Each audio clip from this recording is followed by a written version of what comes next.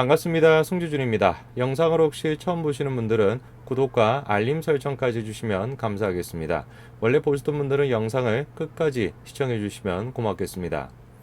현재의 집권 여당은 무소불위의 권력을 휘두르고 있습니다.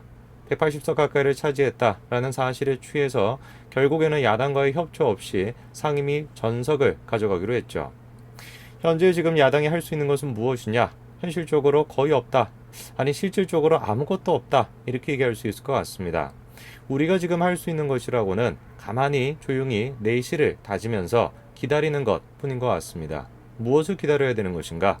여당이 자신들의 권력에 취해서 내부 분열을 통해서 무너지는 그 날을 우리는 기다려야 되겠죠.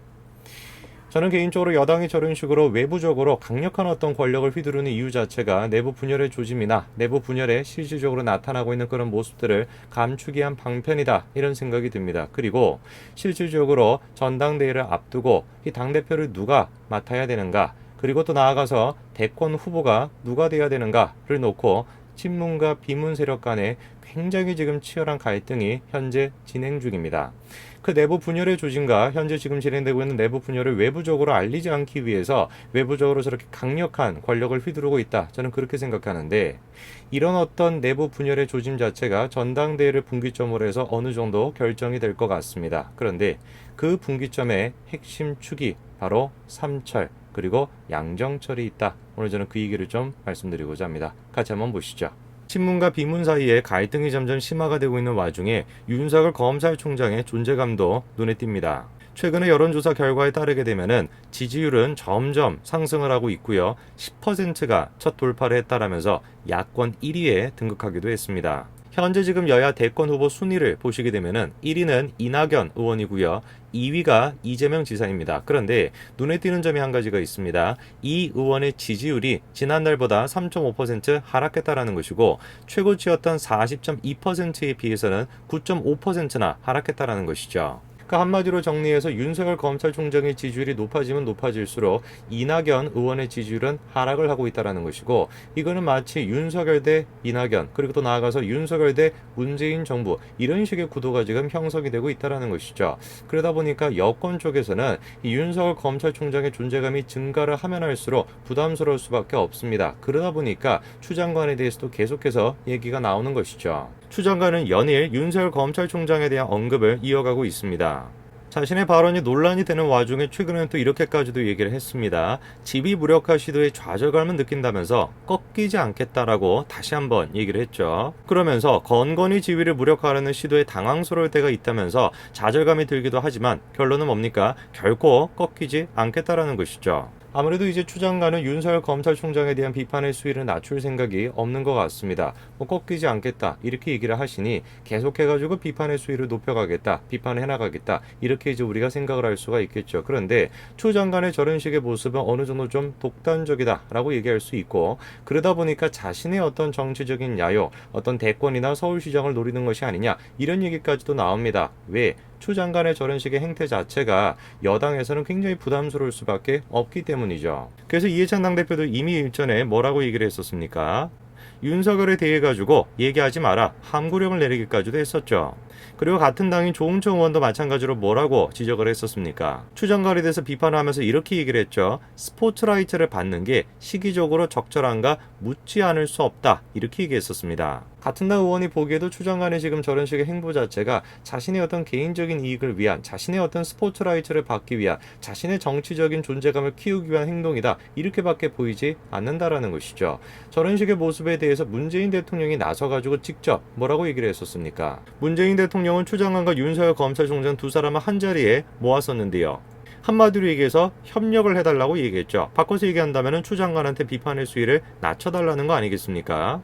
문재인 대통령이 추 장관과 윤석열 검찰총장을 불러놓고 협력해야 된다. 한마디로 얘기해서 너무 좀 이렇게 갈등 구조로 가지 말고 좀 협력을 좀 해달라, 이렇게 요구를 한 것도 당연한 거겠죠. 왜? 현재 지금 판세를 보게 된다면 윤석열 검찰총장이 야권에서는 1위로 대권 후보로 지금 올라와 있는 상태 아닙니까? 추 장관이 저런 식으로 계속해가지고 얘기를 하면 할수록 윤석열 검찰총장에 총장에 대한 지지율은 올라가게 되는 것이고 동시에 그거는 문재인 정권에 대한 지지율 하락으로 이어지겠죠. 실제로 지금 보시게 되면 문재인 정권에 대한 지지율이 점점 하락세로 지금 접어들어 있는 상태입니다. 더불어민주당은 외적으로는 그렇지 않지만 내적으로는 지금 굉장한 골머리를 앓고 있는 상황입니다. 추 장관도 지금 통제가 안 되고 있는 그런 상황인 것이고 내적으로는 또 어떻습니까? 차기 이제 당대표를 두고 또 차기 대권 후보를 두고 친문과 비문 사이에 치열한 또 갈등 관계에 접어들었죠. 문재인 대통령에 대한 지지율이 하락함에 따라 레임덕 우려가 나오고 있고요. 그와 동시에 친문은 이낙연 당대표가 두려울 수밖에 없을 겁니다. 현재 지금 당내에서는 이낙연 대 반이낙연 이런 구도가 형성되고 있다는 것이죠. 한 친문 의원이 이런 얘기도 했다라는 겁니다. 4월 총선이 끝나고 난 뒤에 이 의원세가 급격히 늘어날 조짐을 보이자 친문 쪽에 긴장감이 높아진 게 사실이라는 겁니다. 이 의원에게 힘이 쏠리는 것을 경계해야 한다는 견해들이 이 의원 전대 불출마로 이어졌다는 것이죠. 통제가 되지 않는 추 장관의 발언을 통해서 윤석열 검찰총장의 지지율은 연일 상승하고 있고 그거는 동시에 문재인 정권의 지지율 하락으로 이어지고 있죠. 그러다 보니까 내부적으로 지금 레임덕이 시작될 수도 있다는 염려가 나오는 것입니다. 근데 문제는 차기 친문 쪽의 대권 후보가 마땅한 사람이 없다라는 것이죠. 그러다 보니까 이거 레임덕까지 시작될 우려가 있는데 추 장관은 계속해가지고 연일 저런 발언을 쏟아내고 있고 그리고 또 이낙연이라고 하는 존재까지 있다 보니까 친문 세력은 좀 다급한 것 같습니다. 자, 그래서 김부겸 의원도 나서서 이 의원에 대한 견제를 시작했는데요. 대권을 포기하겠다. 차라리 대표로 출마하겠다. 라면서 대놓고 지금 이낙연에 대한 견제를 시작했습니다. 이뿐만 아니라 박원순 서울시장의 행보도 눈에 띕니다. 박원순 서울시장도 마찬가지로 새를 불리면서 이낙연 의원에 대한 견제를 시작을 했는데요. 박원순 의원이 이렇게 얘기를 했다라는 거죠. 본인의 도움이 안 될 텐데 이번에 왜 나오는지 모르겠다 라면서 이낙연 의원의 당대표 출마 자체에 대해서 부정적인 언급을 했다라는 것입니다. 이낙연 의원에 대한 어떤 견제가 시작된 것은 하루 이틀의 문제가 아닙니다. 그런데 이것이 조금 가시적으로 보일 정도까지는 아니었고 저런 식으로 이제 뭐 한 명 한 명의 의원에 국한돼 가지고 얘기할 수 있는 수준이었는데 이번에 조금 심각한 게 한계가 터졌죠. 당 전체적으로 굉장한 영향력을 가지고 있는 당파가 있는데 자, 그게 바로 진선미 의원이 대표로 있는 더 미래라고 하는 모임입니다.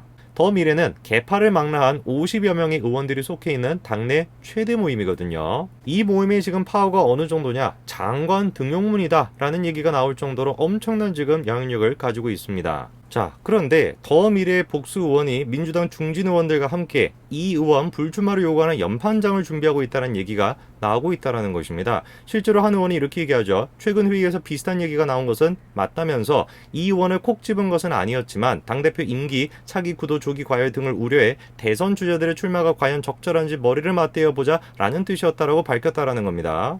콕 집은 건 아니라고 할지라도 시기상 봤었을 때 당연히 이낙연 의원에 대한 견제다 이렇게밖에 우리가 생각할 수가 없겠죠. 이런 상황 속에서 이낙연 의원도 물러설 기미를 보이는 것 같지는 않습니다. 이 의원 측은 발끈했다라는 것인데요. 당원에 적힌 대로 하겠다라는 것뿐이다. 대선 주자는 당권에 도전하면 안 된다는 내용이 어디에 있냐라고 목소리를 높이며 당 요구대로 총선에 출마, 대승을 이끌었던 이 의원에게 이런 식으로 뒤통수를 치는 것은 해당 행위다 이런 얘기까지도 합니다. 그러면서 당 유력 대선 주자 앞길을 막는 것은 민주당 특정 세력의 오만이자 자충수라는 얘기까지도 했죠.